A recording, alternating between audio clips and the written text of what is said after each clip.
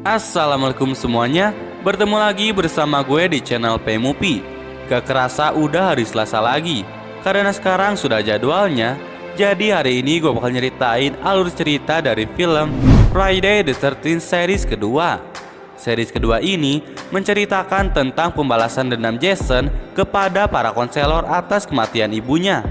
Tapi sebelum ke cerita lengkapnya, buat kalian yang belum subscribe channel ini, silahkan subscribe dulu dan nyalakan juga lonceng notifikasinya agar kalian gak ketinggalan video terbaru dari channel ini. Dan jangan lupa juga pantengin terus channel ini, karena gue bakal upload setiap hari Selasa. Oke, tanpa banyak ngomong lagi, kita langsung saja ke videonya. Scene berada di 2 bulan setelah kejadian yang terjadi di series pertama. Ellie satu-satunya orang yang berhasil selamat dari pembunuhan itu. Ternyata hal tersebut selalu menjadi mimpi buruk untuk Alice. Kemudian Alice pun terbangun dari tidurnya dan berjalan menuju dapur. Ketika Alice membuka kulkas, ia dikagetkan dengan kepala Nyonya Voorhees yang ada di sana. Dan di sana juga Alice pun dibunuh oleh sosok misterius. Kemudian scene berlanjut ke 5 tahun kemudian. Ada 2 orang remaja bernama Jeb dan Sandra yang akan pergi ke tempat perkemahan Crystal Lake. Tapi sebelum itu, mereka menggunakan telepon umum untuk mengajak teman mereka yang bernama Teddy ikut ke tempat kemah Crystal Lake itu.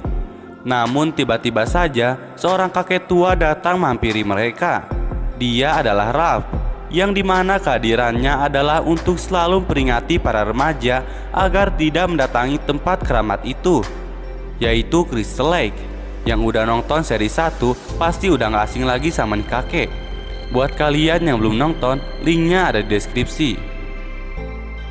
Singkat cerita, setelah bertemu, mereka bertiga pun langsung pergi ke Crystal Lake. Tapi sebelum itu, mereka berkumpul bersama remaja-remaja lain untuk menghadiri trainee konselor yang nantinya mereka semua juga akan pergi ke Crystal Lake.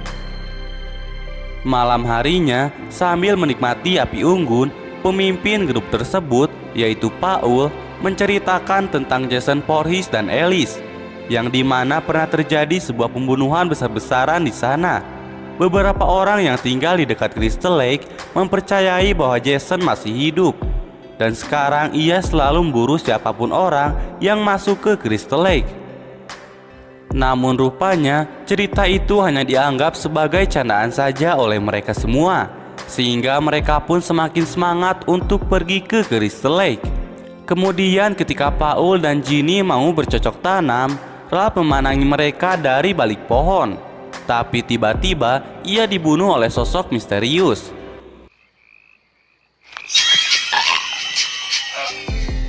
Keesokan harinya, Jeb dan Sandra pergi ke tempat camping Crystal Lake yang sekarang sudah tidak dirawat lagi. Mereka berdua pun melewati batas terlarang dari tempat itu. Dan tak jauh dari batas terlarang itu, mereka menemukan bangkai anjing. Ketika mereka melihat bangkai anjing itu, tiba-tiba seorang sheriff menegur mereka karena telah melewati batas terlarang dari Crystal Lake. Sheriff itu juga menegur Paul karena sebagai pemimpin, Paul telah lalai mengawasi anggotanya. Kemudian, ketika sheriff itu kembali berpatroli, tiba-tiba ia melihat seseorang yang berlari melewati batas terlarang itu. Sheriff itu pun mengejar orang itu masuki hutan, hingga pada akhirnya ia menemukan sebuah kabin di tengah hutan. Sheriff itu pun masuki kabin itu untuk mencari orang misterius tadi. Ketika sheriff itu membuka salah satu ruangan, ia kaget karena melihat sebuah mayat. Tapi tiba-tiba, setelah saling mengenal dan berpartisipasi dalam acara-acara pelatihan, para pelatih pun meninggalkan tempat camping untuk berpesta di kota. Sehingga kini yang tersisa hanya 6 konselor, yaitu Marks, Vicky, Jeb, Sandra, Scott, dan Terry, yang dimana mereka akan dibunuh satu persatu. Singkat cerita, Terry pun pergi ke danau untuk berenang telanjang. Tapi tiba-tiba Scott datang mengambil pakaiannya Terry Namun itu diketahui oleh Terry. Terry pun mengejar Scott yang mengambil pakaiannya itu. Hingga akhirnya Scott terkena jebakan yang membuat dirinya tergantung. Terry yang melihat itu berjanji akan bantu Scott nanti setelah kembali ke tempat camping untuk mengambil pisau agar bisa memutuskan talinya. Namun ketika Terry pergi untuk mengambil pisau di kabin, tiba-tiba Scott didatangi oleh sosok misterius yang kemudian membunuhnya.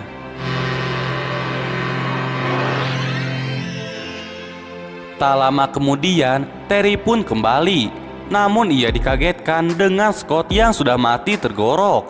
Ketika Terry mencoba untuk lari, tiba-tiba ia juga dibunuh oleh sosok misterius itu.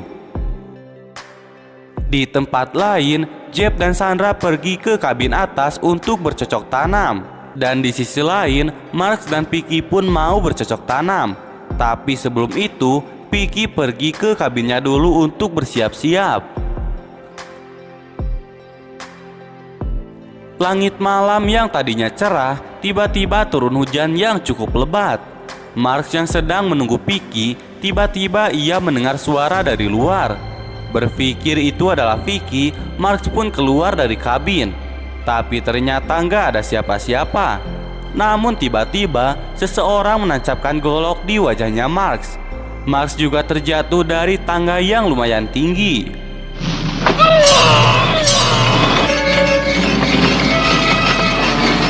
Mark pun mati dengan cara yang mengenaskan.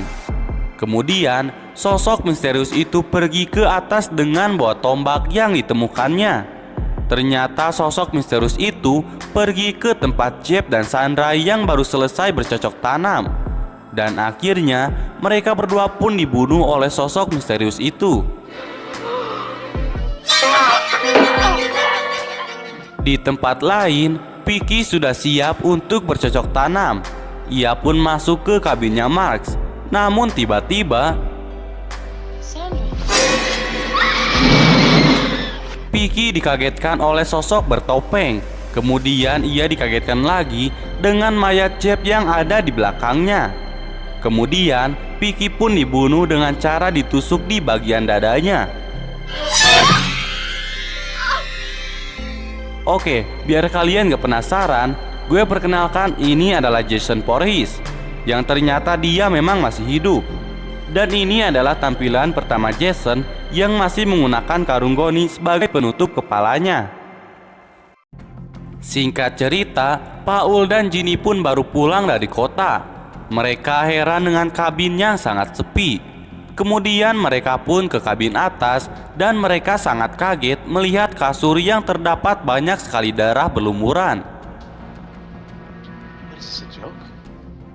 Setelah melihat hal itu, Paul dan Ginny pun mencari mereka semua. Namun tiba-tiba Paul diserang oleh Jason. Tapi untungnya Paul berhasil menghindar karena teriakan dari Ginny. Paul dan Jason pun bertarung. Namun dalam pertarungan itu, Paul berhasil dikalahkan. Ginny kemudian berlari ke ruangan lain. Namun Jason mengetahuinya. Ginny pun kemudian keluar dari kabin dan berlari masuk ke dalam hutan.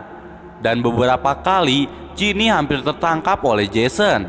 Namun Ginny terus berlari hingga ia pun menemukan sebuah kabin di tengah hutan. Ginny pun masuk ke dalam kabin itu. Dan di sana ia melihat kepala Nyonya Voorhees di atas meja. Dan di sana juga ada beberapa mayat di sampingnya. Lalu tak lama kemudian Jason pun datang. Dengan spontan, karena Ginny tahu sedikit tentang cerita Jason, dia pun kemudian mengambil sweaternya Nyonya Voorhees dan memakainya.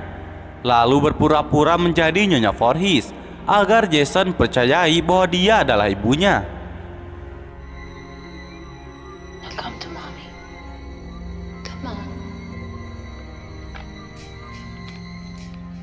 Namun tanpa sengaja, Jason melihat kepala ibunya di atas meja.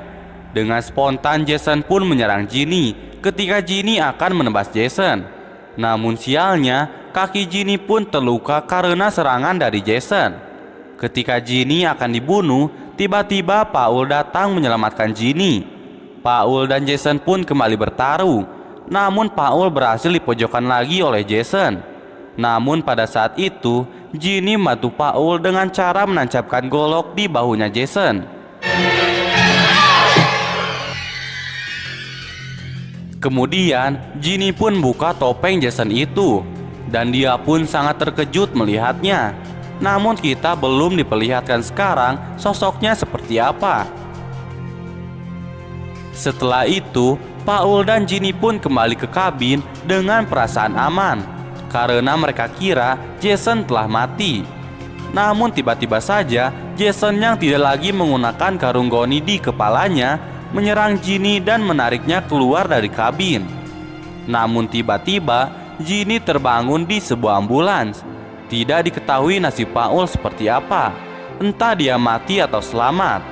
Ginny pun dibawa ke rumah sakit dan film pun berakhir. Oke semuanya, sekian dari video kali ini. Semoga video ini bisa menghibur kalian semua. Dan jangan lupa untuk like, comment, share, dan subscribe. Dan nyalakan juga lonceng notifikasinya agar channel ini semakin berkembang. Dan gue ucapin terima kasih banyak untuk kalian semua yang telah subscribe. Oke semuanya, sampai ketemu lagi di series ketiga. Wassalamualaikum warahmatullahi wabarakatuh.